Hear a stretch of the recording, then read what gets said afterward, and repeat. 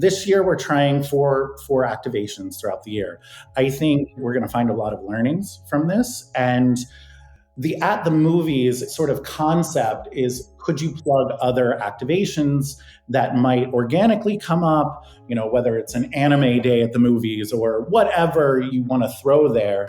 I think it's a great foundation for the evolution from a singular day that we talked about in the beginning to building that frequency, building that, movie going begets movie going begets movie going, and bringing everyone back to the cinema on a consistent basis.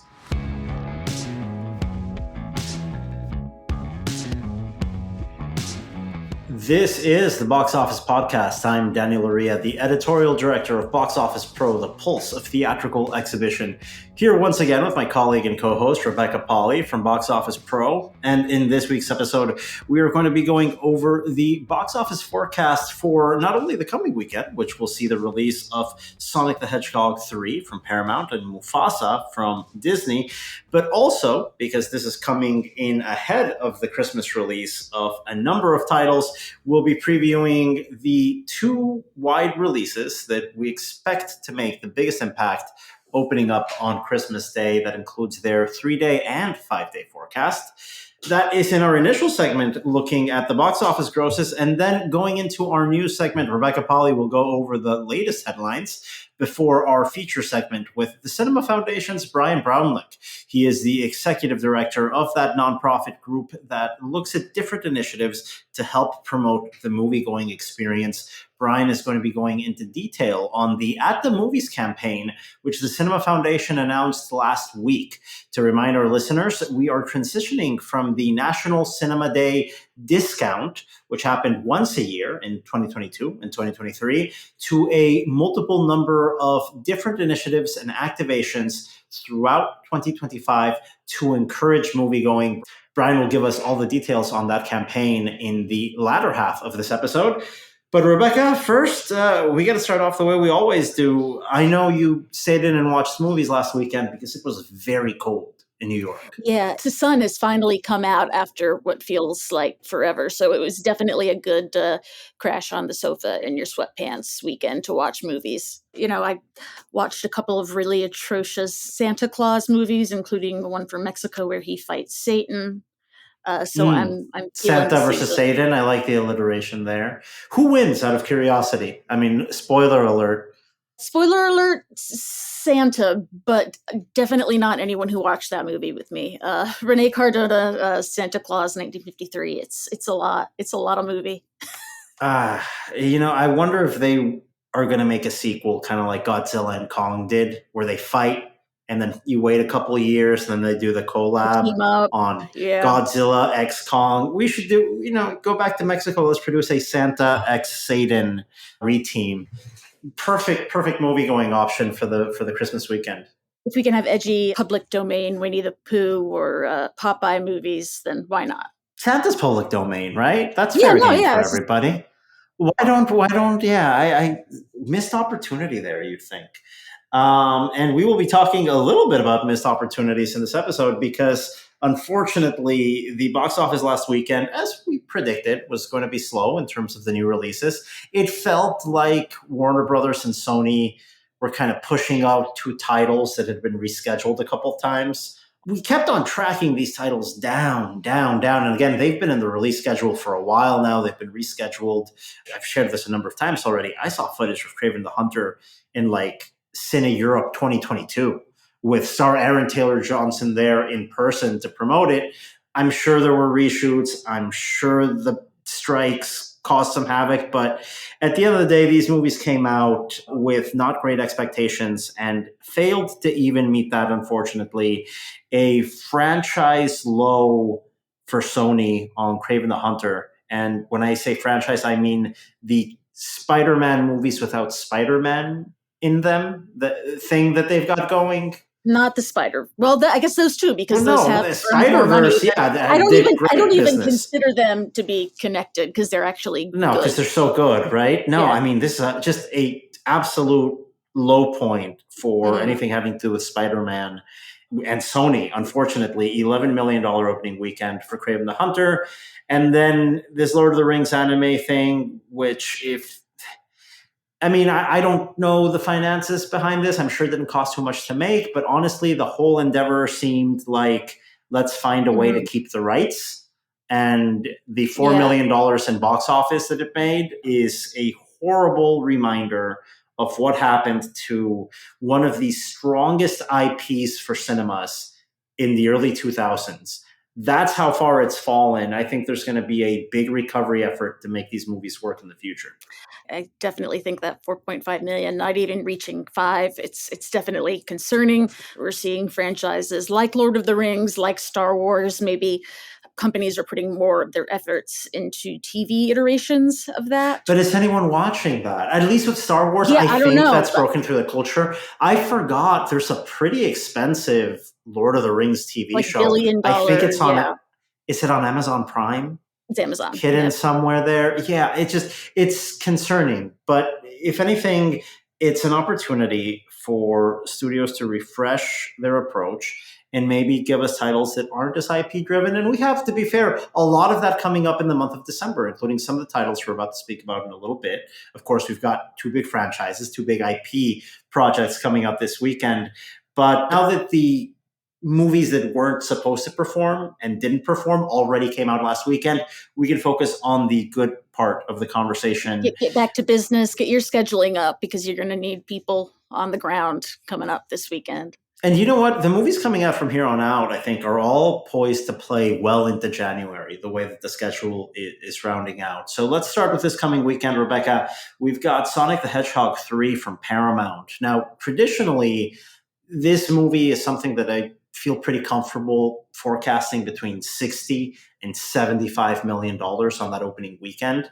But our forecasting panel, who are the real talented people who actually do all this work and give us insights on what they're seeing, they have almost all uniformly been pushing this title's opening weekend up and up and up. Right now, Sonic the Hedgehog 3 tracking to a $70 to $85 million opening weekend for a clear number 1 finish. And that's important to say because it's got stiff competition here from Disney on a, we can't call it live action, but it's a different type of animation. It's a reimagining. It's a reimagining of a Lion King prequel, which seems a little convoluted to say. It's probably a little difficult to market. A little bit like Lightyear is not based on the toy. It's based on the thing that the toy was based on.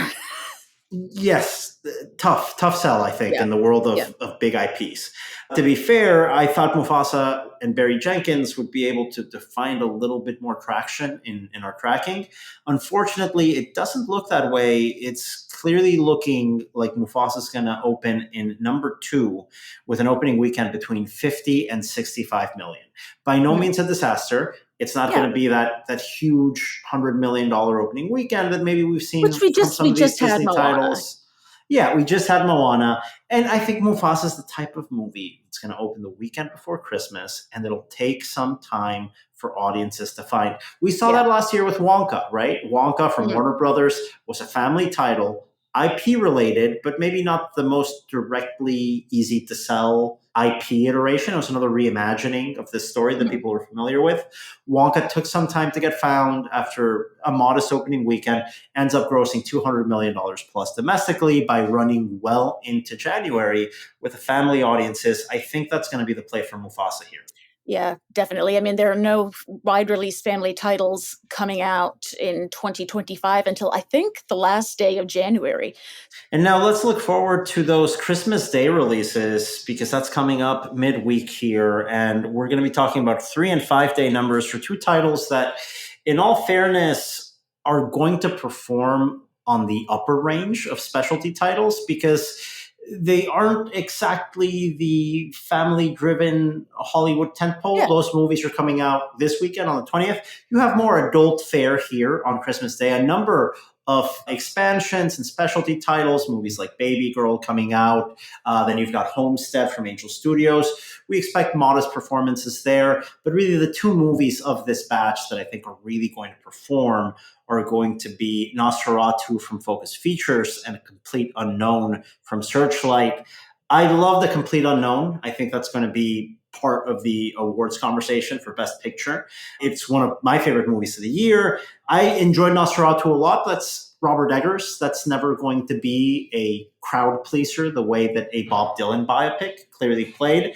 One of these movies is your family Christmas Day pick. It's not the Bob Dylan one. You're going with It's not the Bob Vampire. Dylan one. No, I put my foot down on it, kind of. We got our tickets for seeing Nosferatu on Christmas Day at, I believe it's the Regal in Asheville, North Carolina. Wasn't seeing Baby Girl with the family, but I'm You should excited have. to You catch should have. that It's, one I mean, later it's a on. little spicy, but your parents can handle it.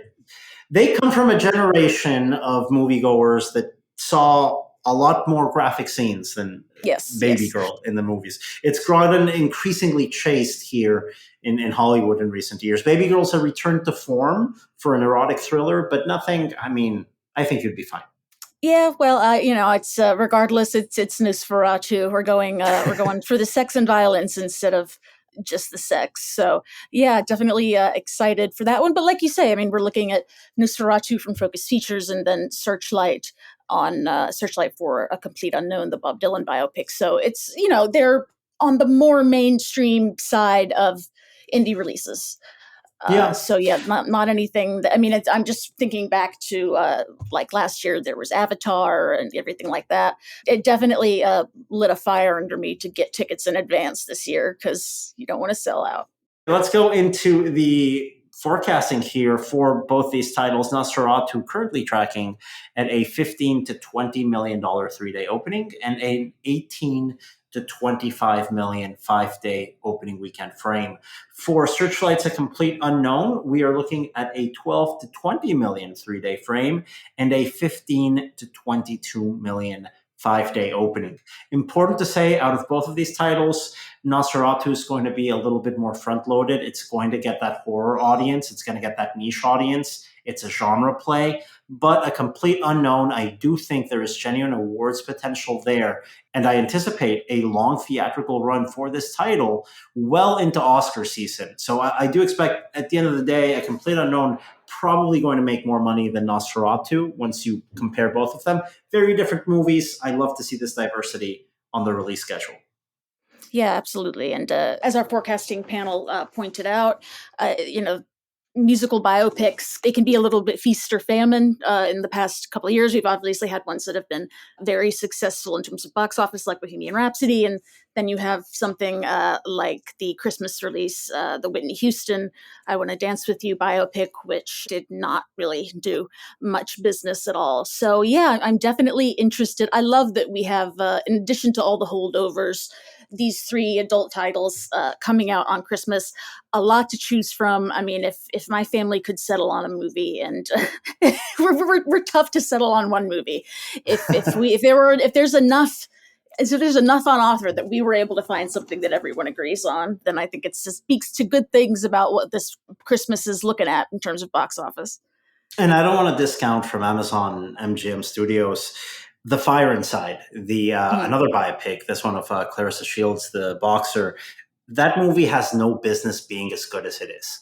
It is so good. It is surprisingly good for a story that you think they could have really mailed it in and just, not really tried that hard. Fantastic work from director Rachel Morrison, who is a longtime cinematographer, a fantastic cinematographer. She's shot films like Fruitvale Station and Mudbound. This is her featured directorial debut, if I'm not mistaken. She does a really good job. The script from Barry Jenkins, who obviously is directing another film coming out of the holiday season. He writes a pretty strong screenplay here. I really recommend that movie if you guys can catch a showtime on that. Again, not going to make a huge impact at the box office. It's one of those movies that will slowly expand into January. But especially if you're in a city that can have a lot of screens and bring in a lot of these titles, you could easily watch 5 movies that weekend, all different from one another, all very much worth watching. Yeah, it's neat to see Amazon doing some marketing for that one. Because as we know, seeing the trailers in a movie theater, moviegoing begets moviegoing.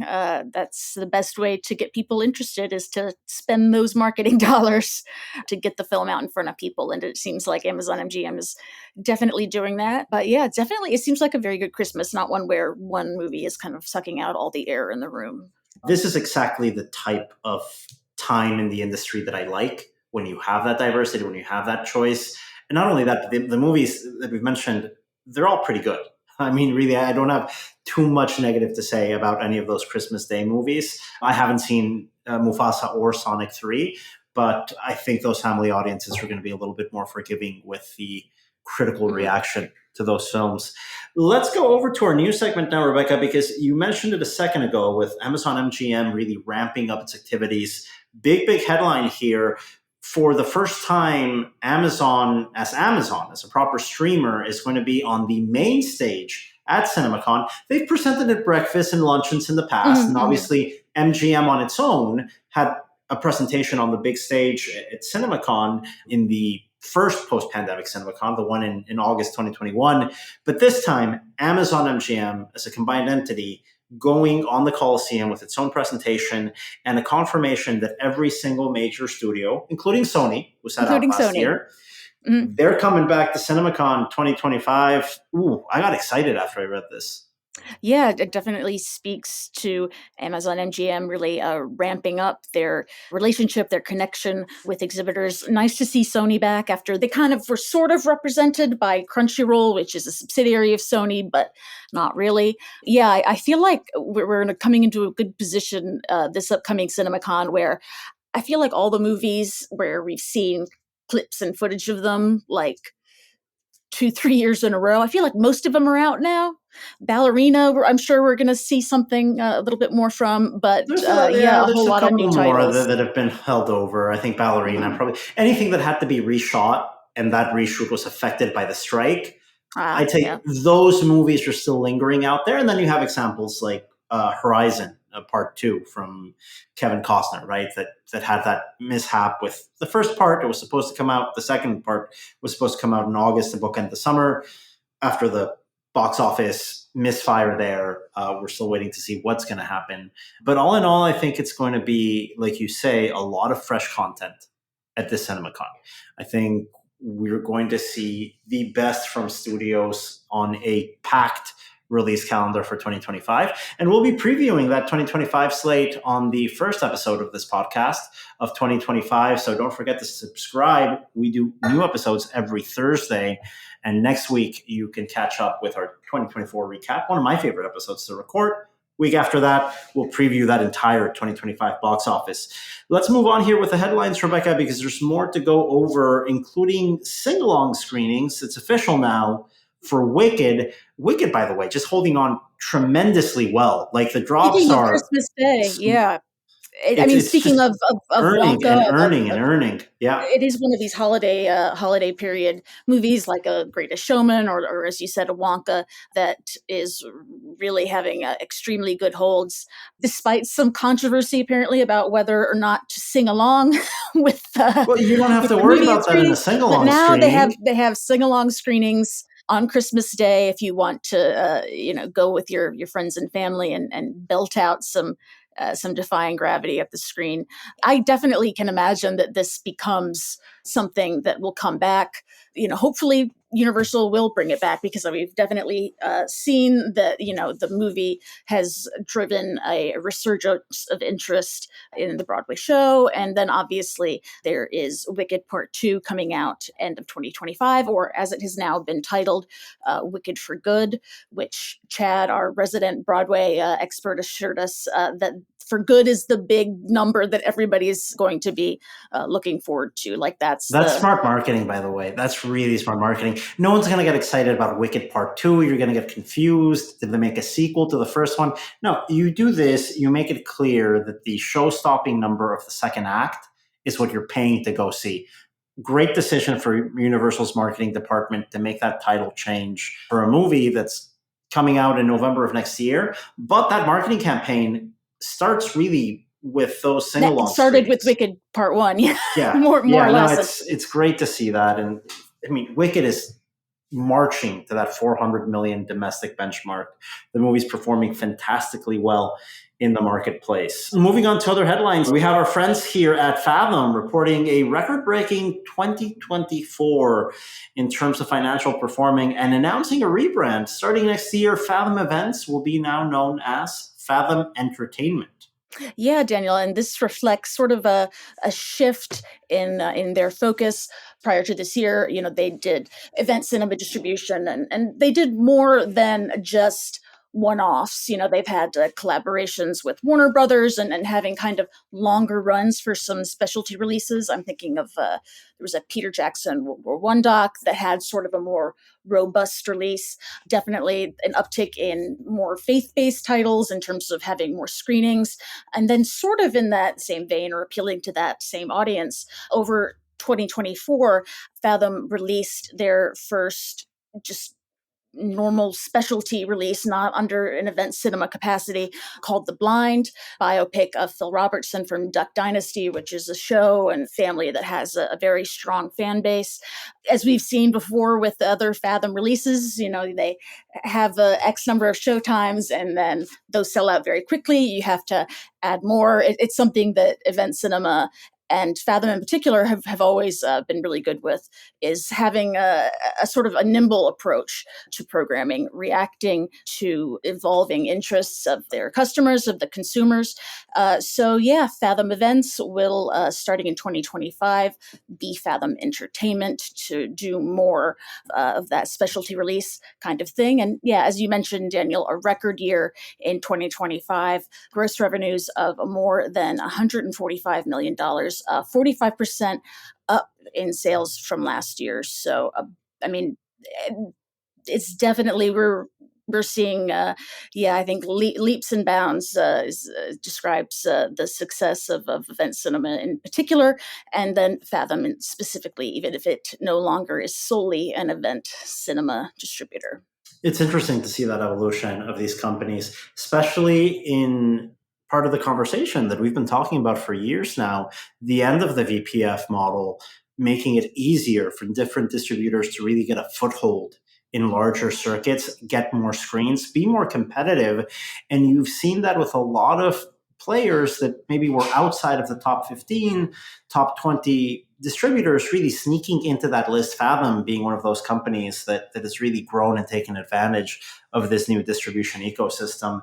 One of the things that Fathom does that I really like is their ability to find titles that are a little bit outside of the ordinary, give them a robust marketing campaign and a robust theatrical release.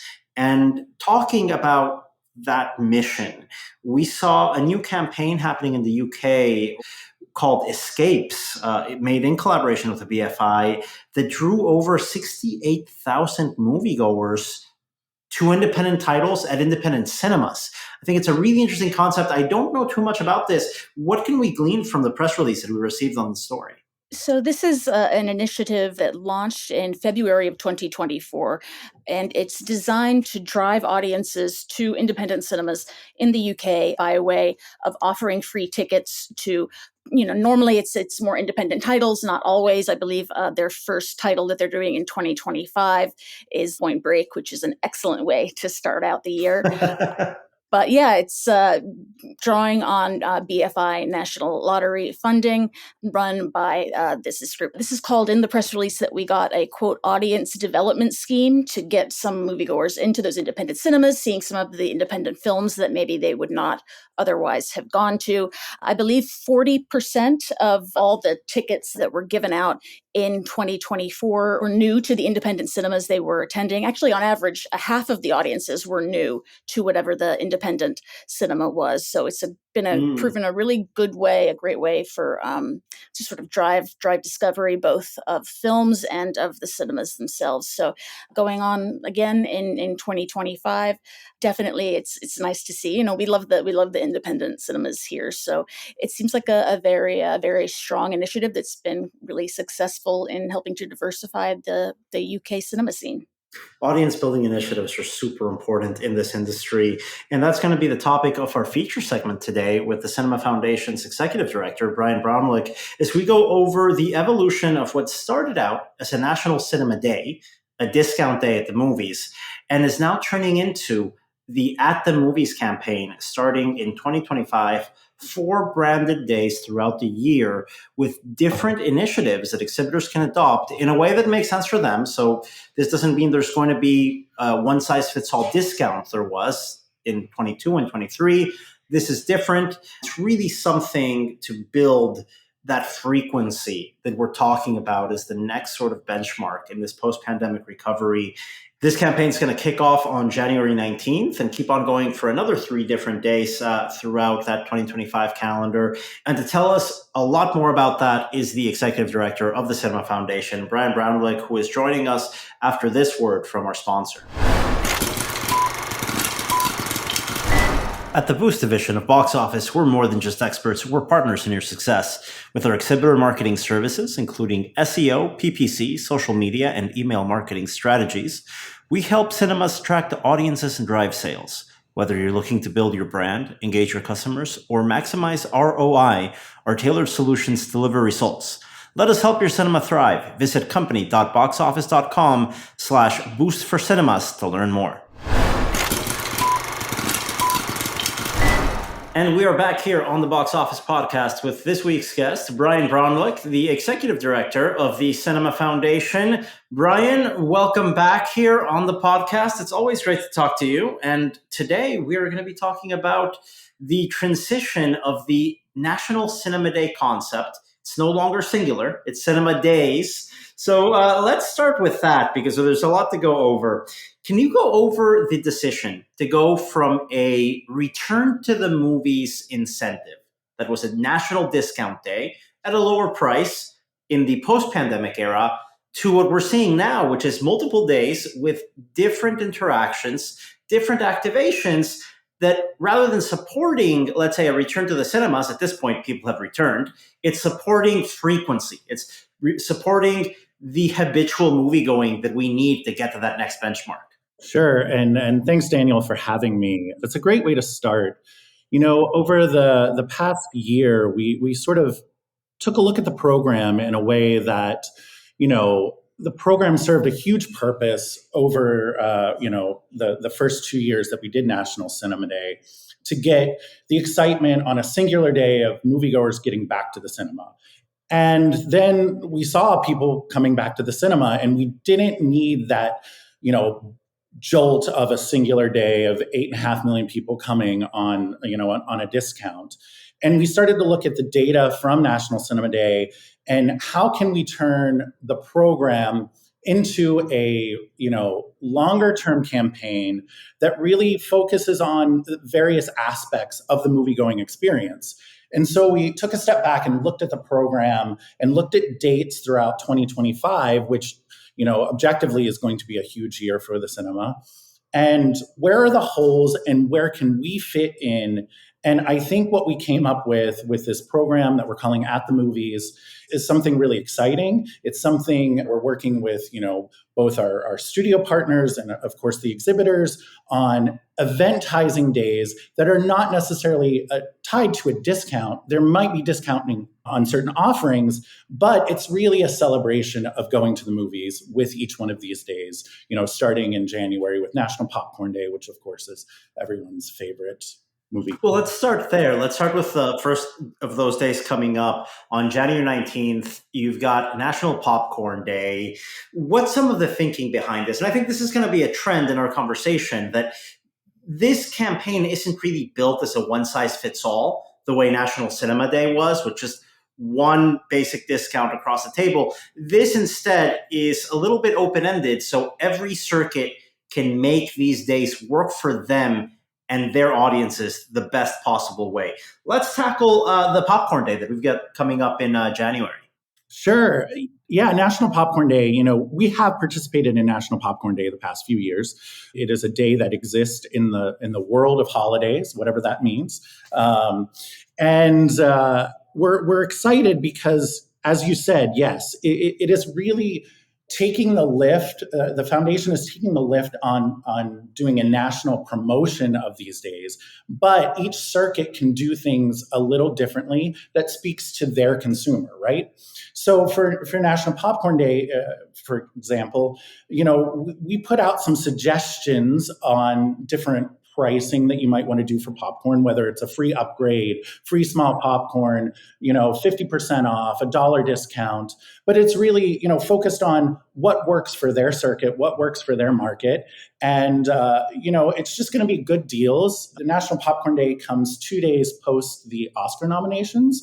So we're talking to the Oscars about celebrating that, and hopefully, consumers can come to the theater that weekend on that Sunday and see Oscar nominated films. And of course eat popcorn. Of course, that's a staple part of the movie-going experience for many people. And it's different no matter where you go in the world. I'm coming from Mexico. It's not weird to see people lather on hot sauce the way you would butter here in the US, down in Mexico. And I would love to see movie theaters play with that concept a little bit. Maybe, let's say, a popcorn tasting station, right? Or different sort of ways to activate and really lean into something. And again, this is completely open to however exhibitors want to adopt this concept. Absolutely. And I love that idea. There's a variety of ways people take their popcorn, whether it's, like you said, hot sauce or, candy thrown in there, or, among other things. It's really exciting to see what exhibitors are going to do. And the foundation is going to have a website where all the different offerings are, so people can visit it, see what the offerings are in their area, and then, of course, purchase their tickets for the movies that day.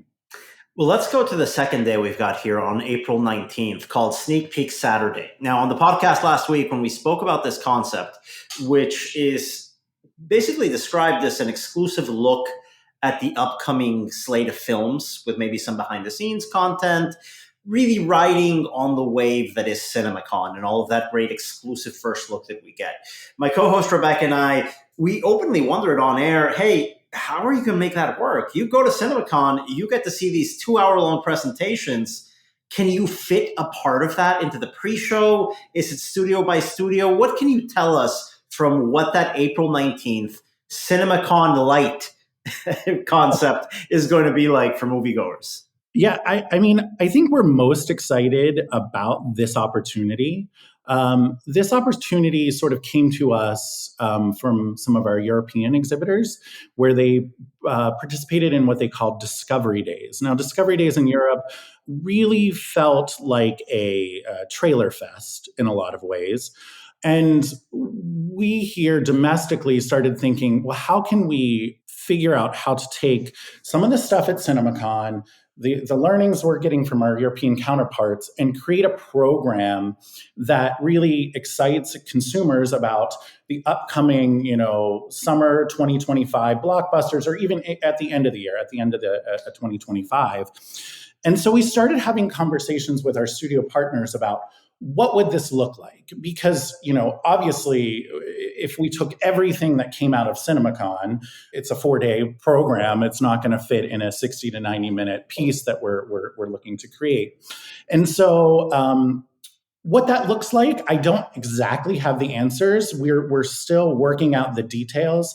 But with our studio partners, they see this as an opportunity to really take some of that content and manipulate it in a way that feels authentic for the consumer, whether you said it's a behind the scenes piece or, there's talent introducing the trailers. There's a lot of things that happen at CinemaCon. Some of it is obviously going to live at CinemaCon. It's CinemaCon only. But what are the components that we can take that turns a program that is celebrating the beauty of the movies and put it into a program? So I'm really excited to see how this all plays out. Have me on closer to it, and I think I can. Well, you have to wait for all those studio approvals. Trust me, even to get a film still up on print, it's a nice collaboration with my studio friends. But we know where you're coming from, Bryan. Yeah, especially when we talk about these sneak peeks, right? You have to really be very guarded and strategic about what you reveal and when. But I will tell you that from some of the preliminary conversations, and when I say preliminary, they've been preliminary, there's been a lot of excitement. There's some things that have been thrown out that I was like, wow, if this comes to fruition, moviegoers are going to go bananas. So I hope those come to fruition. But I think it's going to be a really exciting day. And it's going to be, we're looking at the concept. It would have 2 showtimes, one geared more towards families, the family content, and then one obviously the PG-13 and R content that exists, but there's some core content in the middle. So again, have me on later. I'll have more content to talk about, but I'm really excited about this. I think consumers are going to be excited about it. It's just a really fun way to have people come to the theater and see some really cool stuff. If we look at the calendar from the first weekend of May through the first weekend of August, there is at least one, if not multiple, tent poles that could really break out at the box office every single week. Date night at the movies was just a sort of natural fit. I mean, there were when we put together this calendar, there were a lot of people like, well, Valentine's Day, why aren't you doing date night on Valentine's Day? Well, that's already date night. You can't double up on that. No. This is specific to the movies. By the way, we need 2 date nights for the people that only go on Valentine's Day. Come on, double up here. Absolutely. So when we looked at the calendar and we started to look at, the end of summer, parents needing a night away, or, and date night is not necessarily just linked to romantic love. Obviously, you could take a father-daughter date or a friend date or whatever date night means to you. But there's something just so inherent about a date in the movies. We thought we need to focus on that. And I think there's going to be a lot of excitement from exhibitors to really lean into what date night means, right? I'm sure there's going to be some 2-for-1 combos or, something like that. And then, of course, as you mentioned, the movies that are out, maybe there's some rom-coms that could come back. Maybe there's something that studios haven't even thought of dropping yet that they see date night at the movies. And it's like, let's just drop that there. There's a lot of opportunity, and we're really excited about exploring what date nights look like. We also are talking to, as the foundation is a 501c3, we're looking at different partners along the way to help support this campaign. And we're having some really good conversations with some fun brands that could help support a cool day like date night. I don't want to get ahead of myself and say something that doesn't, that the ink is not dried yet. But as soon as it is, again, have me back on. We'll talk about all the fun stuff that's in the oven right now. And now let's go to the final day here in the At the Movies campaign on November 9th. We've got Family Day at the Movies. Again, looking at the release calendar, this is a cool and creative way to put that in, because you've got a couple of family titles nearing the end of their respective runs. So you can go in, watch something again, catch up with something you may have missed. I really like this in that pre-holiday November frame and that post-Halloween frame. It's a great opportunity for families to come in on a Sunday and enjoy a night out. Yeah, look, over the past couple of years with National Cinema Day, we did a survey and we noticed that families really over-indexed. And a part of that could have been the pricing component, but we thought that this is such a great segment that needed to be focused on what family means, and again, there's obviously the traditional family of parents and kids, but your found family, what family means to you. And you're exactly right. We looked at the time frame and it was like, let's throw something before the holiday rush. Is there something, as we're talking with our studio partners, are there sneak peeks of upcoming holiday films that could drop on that day? Not sure yet exactly what that looks like, but it's an opportunity, to just reset yourself. We're in the midst of the holiday season right now as we're doing this interview, and I know how stressful everything can be. So it's a time to just sit with your family before all the craziness starts and just enjoy an afternoon or an evening at the movies. It's really exciting. And like we were talking about for that April at the movies concept of just showing everything that's coming up during the summer season, that early November period is great, because if you look at that calendar in 2025, the number of family films that are coming out starting in that Thanksgiving corridor, you've got David from Angel Studios, Wicked for Good coming out a year after Wicked Part 1 did, Zootopia 2, of course, Avatar Fire and Ash coming out in mid-December. That's a great opportunity to start promoting those titles early, because as we know, movie-going breeds moviegoing. You have to get that habitual moviegoer back, and that's exactly what you guys are devising. It's not about discounting something. Of course, people are going to go chase a discount anywhere. If you tell me the shoes are 60% off, I don't need another pair. I'm going to be part of that discount. This is different. This is making sure that you prioritize the experience, that you make it flexible for every exhibitor to participate in the way that's right for them to do so, and create that movie-going habit that we so dearly, dearly need to get back to. Yes, it's all about frequency and consistency. And, I think the beautiful thing of this campaign is that, this year we're trying for activations throughout the year. I think we're going to find a lot of learnings from this. And the at the movies sort of concept is, could you plug other activations that might organically come up, whether it's an anime day at the movies or whatever you want to throw there.